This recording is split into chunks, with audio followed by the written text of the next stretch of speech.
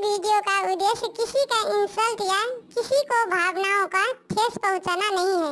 इस वीडियो का सिर्फ और सिर्फ मनोरंजन के लिए बनाया गया है। इसे अपने दिल पर ना ले। हम सभी कलाकारों का सम्मान करते हैं। धन्यवाद।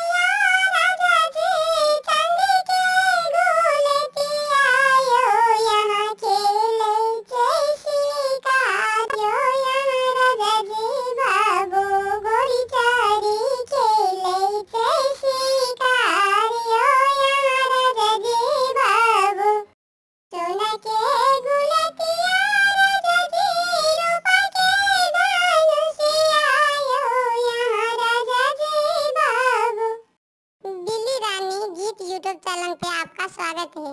यहाँ पर आपको एनिमेशन वीडियो गीत मिलेगा। अगर आपको यह चैनल बिल्ली रानी गीत आपको पसंद है तो अपना कमेंट करें और साथ साथ चैनल को सब्सक्राइब जरूर करें। धन्यवाद।